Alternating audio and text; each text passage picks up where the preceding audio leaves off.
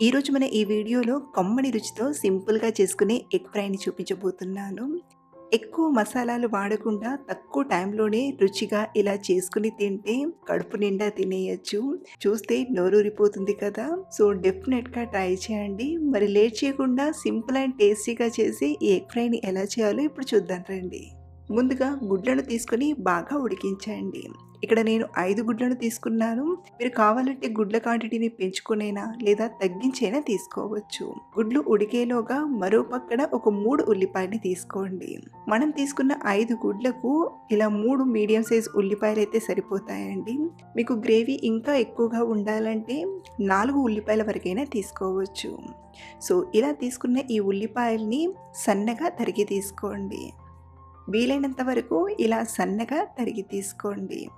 అలాగే గుడ్లు బాగా ఉడికిన తర్వాత కొంచెం చల్లారాక పై ఉన్న పొట్టును తీసేసి మనం గుడ్లను కట్ చేసి తీసుకుందాం. లోపల యెల్లో పార్ట్ కట్ అవ్వకుండా ఇలా పైన పార్ట్‌ని కట్ చేయండి. ఇలా మనం కొంచెం లైట్‌గా కట్ చేసామంటే లోపల ఉండే యెల్లో పార్ట్ అనేది కట్ అవ్వదు. సో, ఇలా కట్ చేసిన దీన్ని మనం పీసెస్‌గా కట్ చేయండి. మరి చిన్న పీసెస్‌గా కాకుండా ఒక గుడ్డులో ఈ వైట్ పార్ట్‌ని ఒక 4, 5 ముక్కల వరకు చేయండి. మరి చిన్నగా చేసినా తినేటప్పుడు అంత బాగా తిన్నట్టుగా అనిపించదు. కాబట్టి ఇలా కొంచెం పెద్ద పెద్దగా ఉండేలానే చూడండి. సో, ఇలాగే మిగతా గుడ్ల వైట్ పార్ట్ అంతా ఇలా ముక్కలుగా కట్ చేసి తీసుకోండి. ఇప్పుడు మెయిన్ ప్రాసెస్ ఏంటో చూద్దాం. స్టవ్ ఆన్ చేసి ప్యాన్ తీసుకొని ఒక 2, 3 టేబుల్ స్పూన్ల ఆయిల్‌ని తీసుకోండి. ఈ గుడ్డు ఫ్రై కోసం ఆయిల్ కొంచెం ఎక్కువగానే పడుతుందండి. ఇప్పుడు ఇది ఆయిల్‌లోకి ఒక అర టీ స్పూన్ కారం, పావు టీ స్పూన్ ఉప్పుని, పావు టీ స్పూన్ పసుపుని తీసుకొని కలపండి. ఇప్పుడు ఇందులోకి మనం కట్ చేసిన గుడ్డు ముక్కల్ని తీసుకోండి. లోపలుండే యెల్లో పార్ట్ తీసుకోకుండా మనం కట్ చేసిన వైట్ ఎగ్ పీసెస్‌ని మాత్రమే తీసుకోండి.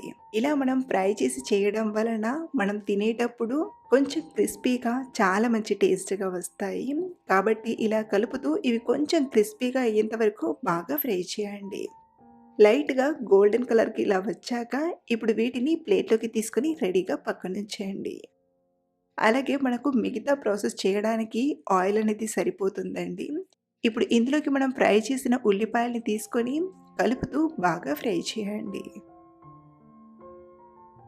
అంటే మనం ఈ కూరను మరీ ఎక్కువసేపు ఉడికించం కాబట్టి ఇలా ఫ్రై చేసేటప్పుడే ఉల్లిపాయల్ని చక్కగా ఫ్రై చేయాలి.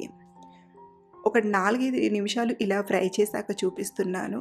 చూడండి, ఉల్లిపాయలన్నీ కూడా చక్కగా ఫ్రై అయ్యి కాస్త మెత్తబడ్డాయి. ఇలా ఫ్రై చేసిన తర్వాతే ఇప్పుడు ఇందులోకి కొద్దిగా కరివేపాకుని, అలాగే ఫ్రెష్‌గా దంచిన ఒక టీ స్పూన్ అల్లం వెల్లుల్లి పేస్ట్‌ని తీసుకొని మరి కాసేపు ఫ్రై చేయండి. అల్లం వెల్లుల్లి పేస్ట్ కూడా ఫ్రై అయ్యాక ఇందులోకి ఒక పావు టీ స్పూన్ పసుపుని, రుచికి సరిపడా ఉప్పుని, ఒక 2 టీ స్పూన్ల కారం తీసుకోండి. ఈ గుడ్డు ఫ్రై కొంచెం స్పైసీగా ఉంటేనే చాలా మంచి టేస్ట్‌గా అనిపిస్తుంది. కాబట్టి కొంచెం స్పైసీగా ఉండేటట్టే తీసుకోండి. అలాగే ఇందులోనే ఒక టీ స్పూన్ ధనియాల పొడిని, ఒక అర టీ స్పూన్ గరం మసాలా పొడిని తీసుకొని బాగా కలపండి. అలాగే ఇందులోకి కొద్దిగా మిరియాల పొడిని తీసుకొని చేసినా చాలా మంచి టేస్ట్ ఉంటుందండి. సో, ఇలా ఒకసారి వీటన్నిటిని బాగా కలుపుతూ ఫ్రై చేశాక, ఇప్పుడు ఇందులోకి మనం ఫ్రై చేసిన గుడ్లను, అలాగే గుడ్డు లోపల ఉండే యెల్లో పార్ట్‌ని కూడా తీసుకొని స్లోగా కలపండి. మరి హడావిడిగా కలపకుండా ఇలా స్పూన్‌ని సైడ్ నుండి పోనిస్తూ గుడ్డు ముక్కలనేవి విరిగిపోకుండా చక్కగా కలపండి. సో, ఇలా ఒకసారి బాగా కలిపాక ఇప్పుడు మంటను లో ఫ్లేమ్‌లోకి అడ్జస్ట్ చేసి ఒక 3, 4 నిమిషాలు తక్కువ మంట పైన ఉడికించండి. ఒక 3, 4 నిమిషాల తర్వాత మూత తీసి చూస్తే వావ్! మంచి స్మెల్ వస్తుందండి. మీకు ఇది కొంచెం పొడి పొడిగా ఉండాలనుకుంటే ఇదే టైంలో మంటను హై ఫ్లేమ్‌లో పెట్టి కలుపుతూ ఒక 2 నిమిషాలు ఫ్రై చేయండి. బట్ నేను ఇలాగే ఇష్టపడతాను కాబట్టి ఇదే టైంలో కొద్దిగా కొత్తిమీర ఆకుని, అలాగే స్టవ్ ఆఫ్ చేసేసి కొద్దిగా నిమ్మరసాన్ని పిండి తీసుకోండి.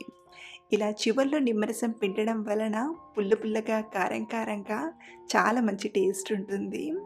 సో, ఇలా చేసిన ఈ వేడి వేడి గుడ్డు ఫ్రైని అలా వేడన్నంలోకి కలుపుకొని తిన్నామంటే ఎంత తిన్నా కానీ బోర్ అనిపించదండి. ఆల్ టైమ్ ఫేవరెట్ అన్నమాట. సో, మీరు కూడా ఇలా సింపుల్‌గా ఎగ్ ఫ్రైని చేసుకొని కమ్మగా తినేయండి. ఈ కర్రీని ఎగ్ లబబ్దార్ అంటారు. కానీ నేనైతే సింపుల్‌గా ఎగ్ కర్రీ అనేస్తుంటాను. ఈ కర్రీ చేయడానికి గుడ్లు ఉడికించడం కానీ, లేదా ఫ్రై చేయడం కానీ ఇలా ఏమీ చేయకపోయినా ఈ కర్రీ రుచి నెక్స్ట్ లెవెల్‌గా ఉంటుంది. సింపుల్‌గా తక్కువ టైంలోనే చేసుకునే టేస్టీ కర్రీ అన్నమాట. అన్నంలోకైనా, చపాతీలోకైనా కమ్మగా తినేయొచ్చు. మరి నోరూరించి ఈ టేస్టీ ఎగ్ కర్రీని ఇంతకీ ఎలా చేయాలో ఇప్పుడు చూద్దాం రండి. ముందుగా స్టవ్ ఆన్ చేసి ప్యాన్లోకి ఒక 2 టేబుల్ స్పూన్ల నూనెను తీసుకొని, నూనె వేడయ్యాక అర టీ స్పూన్ జీలకర్రను, అలాగే సన్నగా తరిగిన 1 కప్పు వరకు ఉల్లిపాయలు తీసుకొని ఫ్రై చేయండి. ఇక్కడ నేను ఉల్లిపాయని చాపర్లో ఇలా సన్నగా తరిగి తీసుకున్నాను. మీరు కావాలంటే లైట్గా గ్రైండ్ చేసైనా తీసుకోవచ్చు. ఇలా మనం ఉల్లిపాయల్ని ఒక పక్కన ఫ్రై చేస్తూనే మరో పక్కన మిక్సీ గిన్నెలోకి 2 కట్ చేసిన టమాటా ముక్కల్ని, 5-6 జీడిపప్పు పలుకుల్ని తీసుకోండి. ఇలా కొంచెం జీడిపప్పు వేయడం వలన టేస్ట్ అనేది చాలా బాగుంటుంది. అలాగే 4-5 పొట్టువులు చేసిన వెల్లుల్లిపాయల్ని, 1 ఇంచ్ అల్లం ముక్కను తీసుకొని మెత్తగా గ్రైండ్ చేయండి.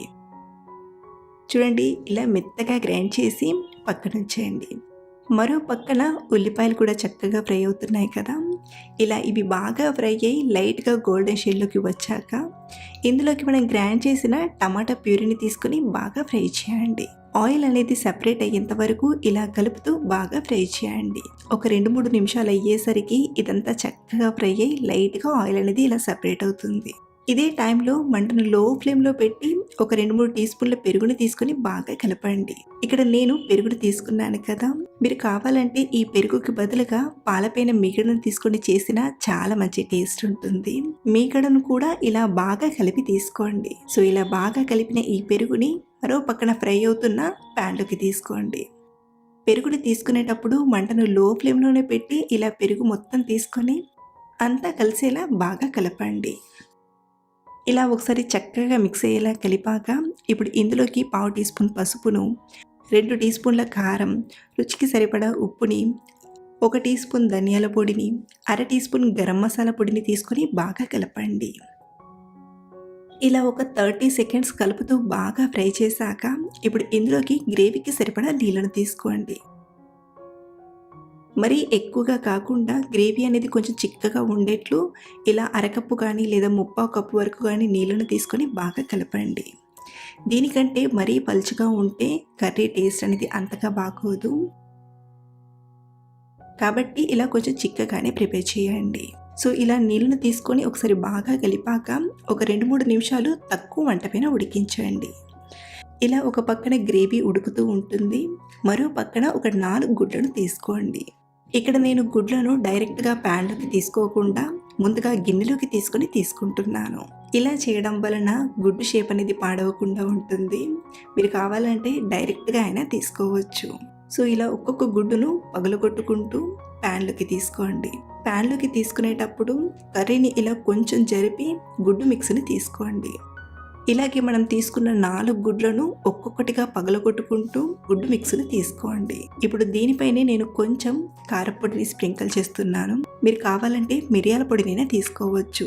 అలాగే చిటికెడంత ఉప్పుని కూడా ఇలా పైపైన స్ప్రింకిల్ చేసి మూత పెట్టి లో ఫ్లేమ్లోనే ఒక 4 నిమిషాలు ఉడికించండి. ఈ కర్రీ మనం కొంచెం గ్రేవీగా ప్రిపేర్ చేసాం కాబట్టి మాడిపోయే ఛాన్స్ అనేది ఉండదు. కాకపోతే మంటను లో ఫ్లేమ్లోనే పెట్టి ఉడికించండి.